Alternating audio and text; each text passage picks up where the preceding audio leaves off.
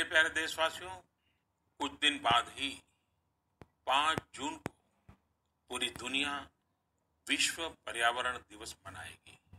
विश्व पर्यावरण दिवस पर इस साल की थीम है बायोडायवर्सिटी, यानी जैव विविधता।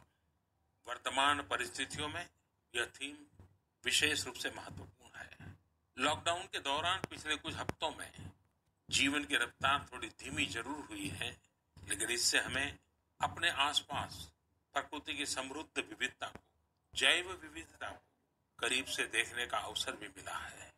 आज कितने ही ऐसे पक्षी जो प्रदूषण और शोर शराबे में ओझल हो गए थे, सालों बाद उनकी आवाज को लोग अपने घरों में सुन रहे हैं। अनेक जगहों से जानवरों के उन्मुक्त विचरण की खबरें भी आ रही हैं। मेरी तरह आपने भी सोशल मीडिया में जरूर इन बातों को देखा होगा, पढ़ा होगा। बहुत लोग कह रहे हैं, लिख रहे हैं, तस्वीरें साझा कर रहे हैं कि वो अपने घर से दूर दूर पहाड़ियां देख पा रहे हैं, दूर दूर जलती हुई रोशनी देख रहे हैं। इन तस्वीरों को देखकर कई लोगों के मन में यह संकल्प उठा होगा, क्या हम उन दृश्यों को ऐसे ही बना रह सकते हैं? इन तस्वीरों ने लोगों को प्रकृति के लिए कुछ करने की प्रेरणा भी दी है। नदियां सदा स्वच्छ रहें, पशु पक्षियों को भी खुलकर जीने का हक मिले, आसमान भी साफ सुथरा हो, इसके लिए हम प्रकृति के साथ तालमेल बिठाकर जीवन जीने की प्रेरणा ले सकते हैं। मेरे प्यारे देशवासियों, हम बार बार सुनते हैं, जल है तो जीवन है, जल है तो कल है, लेकिन जल के साथ हमारी जिम्मेवारी भी है। वर्षा का पानी, बारिश का पानी, ये हमें बचाना है। एक एक बूंद को बचाना है। गांव गांव वर्षा के पानी को हम कैसे बचाएं? परंपरागत बहुत सरल उपाय हैं। उन सरल उपाय से भी हम पानी को रोक सकते हैं। 5 दिन 7 दिन भी अगर पानी रुका रहेगा तो धरती माँ के पास बुझाएगा, पानी फिर जमीन में जाएगा, वही जल जीवन की शक्ति बन जाएगा।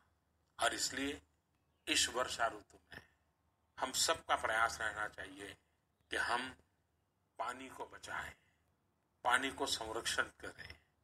मेरे प्यारे देशवासियों, स्वच्छ पर्यावरण सीधे हमारे जीवन, हमारे बच्चों के भविष्य का विषय है।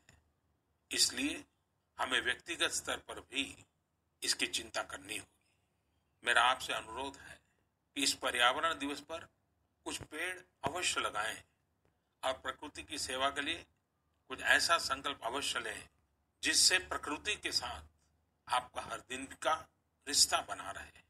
हाँ, गर्मी बढ़ रही है, इसलिए पक्षियों के लिए पानी का इंतजाम करना मत भूलिएगा।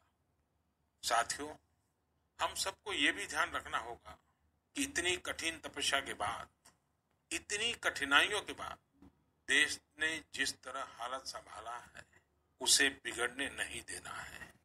हमें इस लड़ाई को कमजोर नहीं होने देना है। हम लापरवाह हो जाएं, सावधानी छोड़ दें, ये कोई विकल्प नहीं है। कोरोना के खिलाफ लड़ाई अब भी उतनी ही गंभीर है। आपको, आपके परिवार को कोरोना से अभी भी उतना ही गंभीर खतरा हो सकता है। हमें हर इंसान की जिंदगी को बचाना है। इसलिए 2 गज की दूरी, चेहरे पर मास्क, हाथों को धोना, इन सब सावधानियों का वैसे ही पालन करते रहना है जैसे अब